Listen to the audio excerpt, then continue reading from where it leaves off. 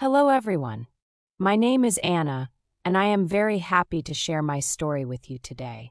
Becoming an English teacher has been one of the most important dreams in my life.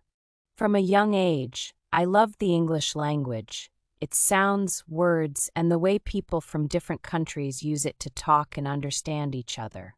When I was a child, I watched English cartoons and listened to songs, but I often felt shy to speak English because I was afraid of making mistakes. However, I always wanted to speak English well and help others do the same. That is why I decided to become an English teacher. Teaching English is not just about grammar or vocabulary. For me, it is about opening doors to new opportunities and new friendships. It is about helping my students feel confident and excited to learn something new every day. I want to help them believe in themselves and see that making mistakes is okay. It is part of learning and growing. In this story, I will take you on a journey through my experience as an English teacher. From my first day in the classroom to the fun and sometimes challenging moments I faced, and the happiness I felt when my students began to speak English and grow in confidence.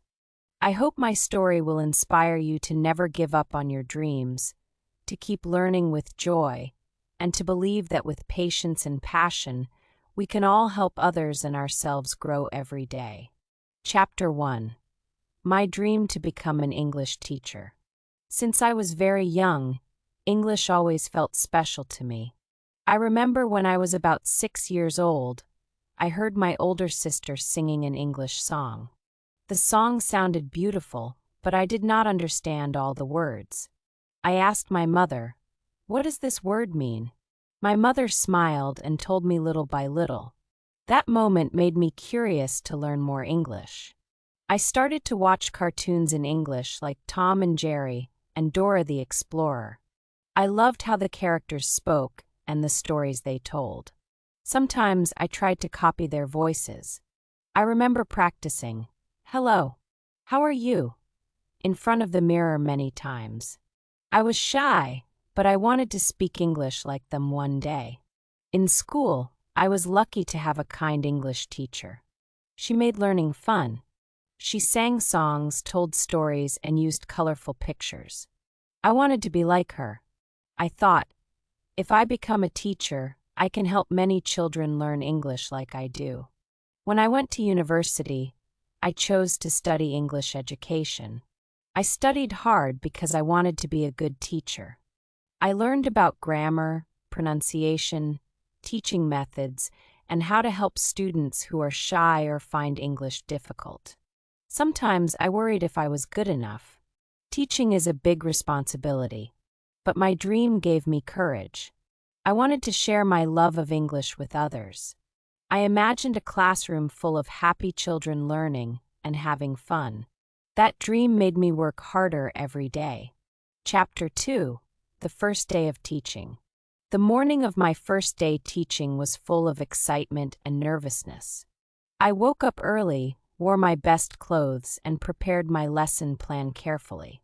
I wanted everything to be perfect, but deep inside I was afraid. What if the children did not like me? What if they did not want to learn English? When I entered the classroom, I saw many children looking at me quietly. Their eyes were full of curiosity but also shyness. I smiled warmly and said, "Hello, everyone. My name is Teacher Anna. I am happy to meet you." Some children smiled back, some stayed quiet. I started with simple words. I showed them big pictures of animals, fruits, and colors. I spoke slowly and clearly. I asked the children to repeat after me. At first, only a few children spoke softly. But then I clapped and cheered, "Great job," and more children tried. We played a game called Touch Your Nose. I said, "Touch your nose," and the children followed. The class filled with laughter. I felt my nervousness disappear. I was happy to see them having fun while learning. After the class, I felt tired but proud. I knew this was just the beginning. There would be many challenges, but I was ready. I wanted to keep helping my students learn and love English. Chapter 3. Finding Ways to Teach. Teaching is not just standing and talking. It is finding ways to make learning easy and fun. I learned this quickly. Some students learn by listening, some by seeing, and some by doing. I had to use different ways to help all students. One day, I noticed some students were sleepy and not paying attention. I stopped the lesson and said, "Let's play a game." We played Simon Says. I said, "Simon says jump," and the children jumped. I said, "Simon says clap your hands," and they clapped. They laughed and moved, and their eyes became bright again. I also used songs to help students remember new words. Singing makes learning easy. We sang songs like the alphabet song and If You're Happy and You Know It. The children loved dancing and singing. It made the classroom a happy place. Sometimes I told simple stories. One story was about a boy and his lost dog. I showed pictures and asked questions. The children listened carefully and answered in English. It helped them understand new words and how to use them. Finding the right way to teach is like solving a puzzle. I learned to listen to my students, watch their reactions, and change my teaching if needed. Teaching is about helping students enjoy learning. When they are happy, they learn faster. Chapter 4. Challenges and Patience. Teaching is not always easy. I faced many challenges. Sometimes some students were noisy and did not listen.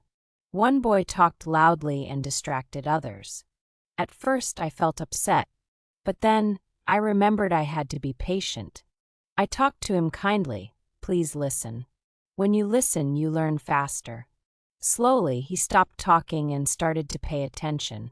Other students were shy and afraid to speak. They worried about making mistakes. I told them, "It is okay to make mistakes. Everyone makes mistakes. Mistakes help you learn." I encouraged them to try speaking English every day. Sometimes I felt tired. Teaching takes energy. But when a student said, "Teacher, I can say hello," I felt happy and full of energy again.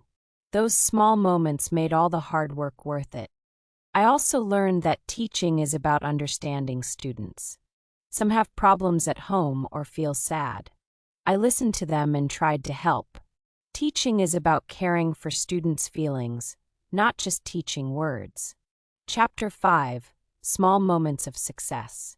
Teaching is full of small, happy moments. I remember a little girl who was very shy. She never spoke in class. I worried and tried to help her feel safe. I smiled, spoke slowly, and gave her time. One day, she raised her hand and said, "Hello, teacher." I was very happy. That moment showed me that kindness and patience work. Another time, a boy who could not say many words suddenly sang a song in English. His classmates clapped and cheered. The boy smiled with pride. I felt proud too. Sometimes students who were afraid to read aloud tried and did well. Their confidence grew slowly. These small successes keep me motivated to teach. Teaching is like planting seeds. Sometimes it takes time for seeds to grow. But when they do, the flowers bloom beautifully. Chapter 6. Fun and Unexpected Moments in the Classroom. Sometimes teaching is full of funny and unexpected moments. These moments make my job more enjoyable and help me connect with my students better. One day, I was teaching colors to young children. I showed them a red apple and said, "This is red." Then I asked, "What color is this?" pointing to a blue ball. One little boy confidently shouted, "It's purple." I smiled and said, "That's a good try. Blue and purple are close." The boy giggled and said, "Okay, purple it is." The whole class laughed, and I could feel the happy energy in the room.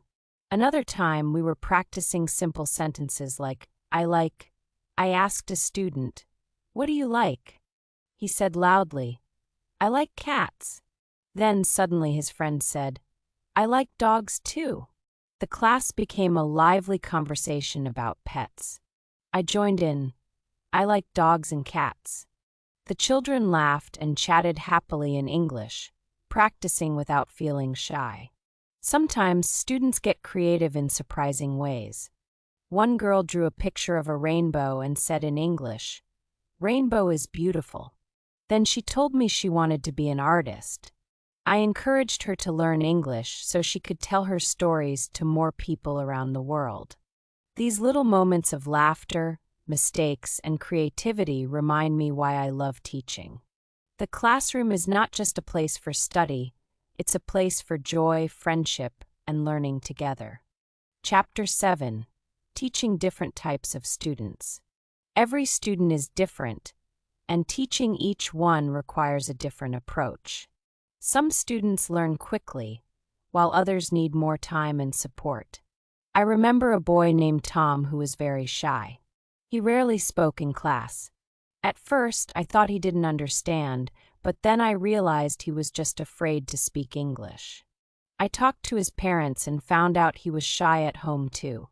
I decided to give him small tasks like answering yes/no questions, so he wouldn't feel pressured. Slowly, Tom began to speak more and even smiled during class. Then there was a girl named May who was very talkative and sometimes distracted others. She had a lot of energy. I gave her a special job to be my class helper. She helped me hand out papers and lead small group activities.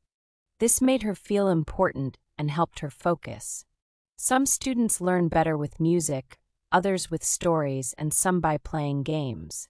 I always try to find what each student enjoys and learns best. This way, teaching feels like a personalized adventure. Chapter 8: Overcoming Difficulties as a Teacher. Being a teacher is not always easy. Sometimes I feel tired and stressed, especially when students don't listen or the lesson doesn't go as planned. One day, I prepared a special lesson with new flashcards and a fun story. But the students were restless and didn't want to listen. I tried to keep calm and change my plan. Instead of reading, I asked the students to act out the story. Suddenly, their eyes lit up, and they became excited actors. The classroom was full of energy and laughter again. There were times when I doubted myself. I asked, "Am I a good teacher? Can I help my students?" But then a student would say, "Teacher, thank you," or "I can speak English now." Those words gave me strength to keep going. I also learned that asking for help is okay. I talked with other teachers and shared ideas. Together, we found better ways to teach and support our students. Chapter 9: The Joy of Seeing Students Grow. The most rewarding part of being an English teacher is seeing my students grow little by little. At the beginning of the year, some students couldn't say even hello. After months of practice, I saw them confidently talking in English, asking questions, and even reading simple books. I felt proud and happy for each of them. One student, Anna, told me, "Teacher, I want to be a doctor. I will study hard in English." I told her, "You can do it. Keep learning every day." Her determination inspired me too.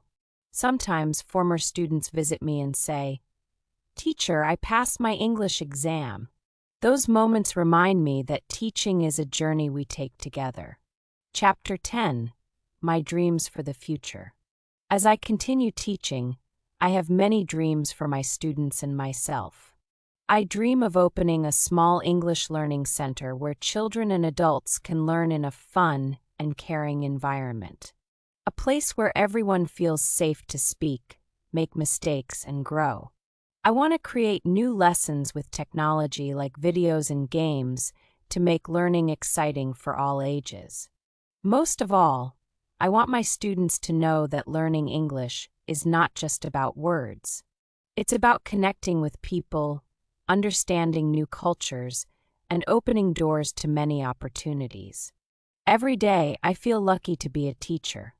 I hope to keep inspiring others, just like my teachers inspired me when I was young.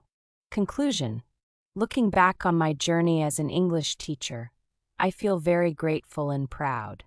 Teaching is not always easy. There are days when I feel tired, frustrated, or unsure if I am doing enough. But every time I see my students smile, speak a new word, or gain confidence, I know that my work is meaningful. Being a teacher means more than just sharing knowledge. It means caring for each student, understanding their feelings, and encouraging them to believe in themselves. I have learned that patience and kindness are as important as lessons and books. Sometimes, the smallest words of encouragement can change a student's life forever. Through teaching, I have also grown as a person. I have learned to be more patient, creative, and open-minded. Every student teaches me something new about life, about learning, and about the power of hope. My dream for the future is to keep growing as a teacher and to help even more people discover the joy of learning English. I want to create a welcoming place where everyone feels safe to speak, make mistakes, and succeed. To everyone listening, I want to say, never be afraid to try. Learning something new can be hard, but it is also a wonderful adventure. Believe in yourself, keep practicing, and remember that every step forward is a step toward your dreams. Thank you for listening to my story. I hope it inspires you to follow your own path with courage and passion. Together, we can make the world a little brighter, one word at a time. The story is over. Please support us by subscribing and liking to follow our channel. Your support means a lot to us. I hope you learned something new today. See you next time. Thanks for watching.